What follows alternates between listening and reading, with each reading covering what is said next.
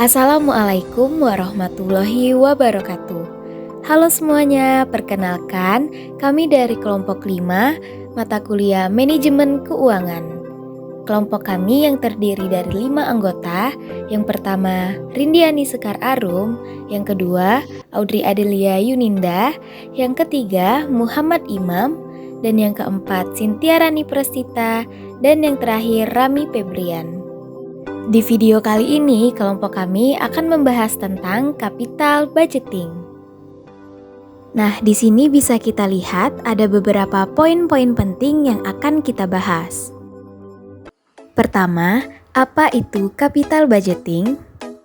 Capital budgeting adalah suatu proses perencanaan dan pengambilan keputusan terkait pembayaran dana, yang mana dalam periode pengambilan dana tersebut sudah lebih dari 1 tahun. Tanpa capital budgeting, pendanaan proyek akan kacau dan rentan dimanfaatkan oleh orang yang tidak bertanggung jawab.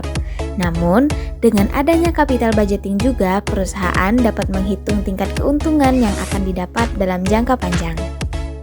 Lalu, apa manfaat capital budgeting?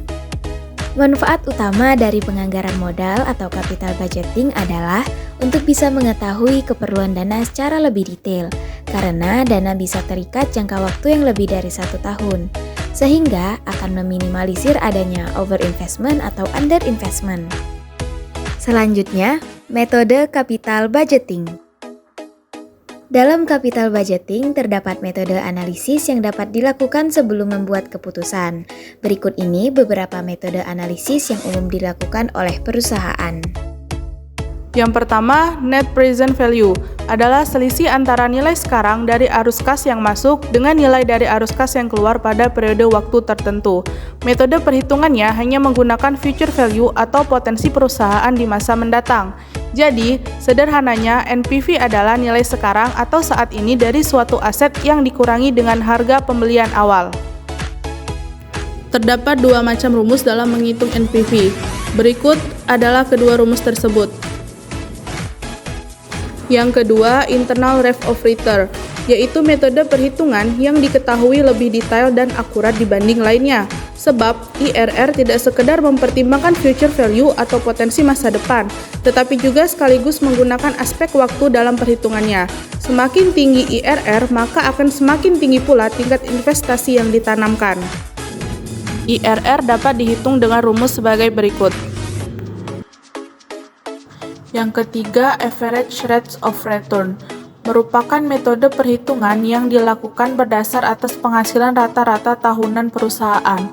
Ketika menggunakan metode ini, perusahaan akan menjual produk yang tersedia di gudang tanpa harus memikirkan produk yang mana yang harus dijual di awal dan produk mana yang harus dijual terakhir, karena perhitungan metode ini mengambil nilai harga rata-rata. Yang keempat, payback period merupakan metode capital budgeting berdasarkan waktu kembalinya pendanaan. Dalam metode ini, keputusan capital budgeting diambil berdasarkan durasi proyek mencapai BEP. Perhitungan payback period membantu perusahaan membuat keputusan investasi. Semakin pendek jangka waktu pengembalian, semakin diminati pula produk investasi. Berikut adalah rumus untuk menghitung payback period dan rumus untuk jika arus kas yang berbeda. Yang kelima, profitability index adalah rasio dari present value dan cash flow setelah dilakukan kegiatan investasi awal pada tahun ke-0 dengan jumlah investasi pada awal tahun ke-0.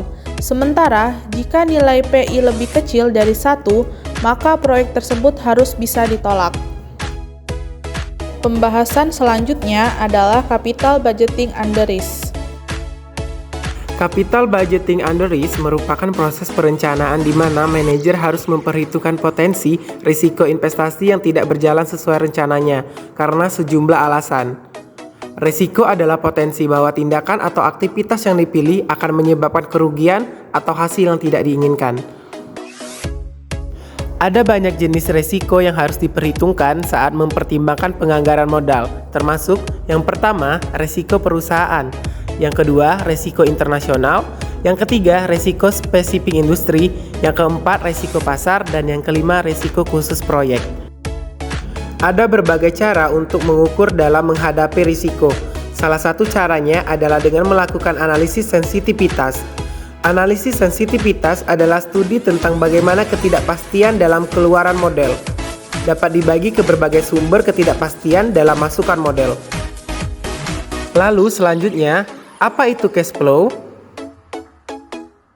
Melansir dari Corporate Finance Institute, cash flow adalah kenaikan atau penurunan jumlah uang yang dimiliki oleh bisnis, institusi, atau individu. Dalam bidang keuangan, istilah tersebut berfungsi untuk menggambarkan jumlah uang tunai yang dihasilkan dan dikonsumsi dalam periode waktu tertentu. Mengapa cash flow sangat penting bagi perusahaan? Karena yang pertama, membantu proses pengambilan kebijakan dalam hal-hal yang berkaitan dengan keuangan perusahaan. Yang kedua, membantu proses penyusunan strategi perusahaan di periode mendatang. Yang ketiga, memberi informasi tentang kondisi dan potensi aliran kas yang dimiliki perusahaan. Satu hal yang pasti diinginkan perusahaan terkait cash flow adalah menunjukkan angka positif. Positif artinya kas yang masuk lebih banyak dari kas yang keluar, sementara negatif berarti sebaliknya. Dengan arus kas yang positif, perusahaan jadi lebih mudah melunasi kewajiban, berinvestasi, mengembalikan uang kepada pemegang saham, membayar biaya-biaya, sampai lebih mampu menjawab tantangan keuangan di masa depan. Selanjutnya, kita akan membahas tentang pengaruh depresiasi terhadap cash flow. Depresiasi tidak memiliki dampak langsung pada arus kas karena mengubah kewajiban pajak perusahaan yang mengurangi arus kas keluar dari pajak penghasilan ketika perusahaan pengembalian pajak penghasilannya. Penyusutan akan dicantumkan sebagai biaya. Ini mengurangi jumlah penghasilan kena pajak yang perlu dilaporkan kepada pemerintah. Efek penyusutan pada arus kas dapat ditingkatkan lebih jauh lagi jika memungkinkan untuk menggunakan metode penyusutan yang dipercepat, seperti penyusutan menurun ganda. Ini meningkatkan jumlah penyusutan yang dianggap dapat dikurangkan dari pajak, sehingga mengurangi pajak menjadi lebih jauh. Sederhananya, pajak yang lebih rendah mengarah pada peningkatan laba bersih, dan karena laba bersih sering digunakan sebagai titik awal untuk menghitung arus kas operasi bisnis. Pembahasan terakhir yaitu tentang teori portofolio. Jadi, apa yang dimaksud dengan teori portofolio? Teori portofolio adalah salah satu teori yang membahas tentang pendekatan investasi. Teori ini menyatakan risiko dan pengembalian keduanya harus dipertimbangkan dengan asumsi tersedia kerangka formal untuk mengukur keduanya dalam bentuk portofolio. Teori portofolio dimulai dengan asumsi bahwa tingkat pengembalian atas efek di masa depan dapat diestimasi dan kemudian menentukan risiko dengan variasi distribusi pengembalian. Dalam berinvestasi di pasar keuangan, tentunya portofolio adalah salah satu aspek yang tidak bisa dipandang sebelah mata, karena portofolio akan menentukan imbal hasil atau return yang Anda inginkan agar optimal. Ada 3 faktor utamanya, yaitu yang pertama modal, yang kedua tujuan, dan yang ketiga risiko. Nah, mungkin itu saja pembahasan-pembahasan yang dapat kami jelaskan di dalam video tersebut. Semoga dapat bermanfaat dan dapat menambah wawasan bagi teman-teman sekalian. Terima kasih telah menonton. Wassalamualaikum warahmatullahi wabarakatuh.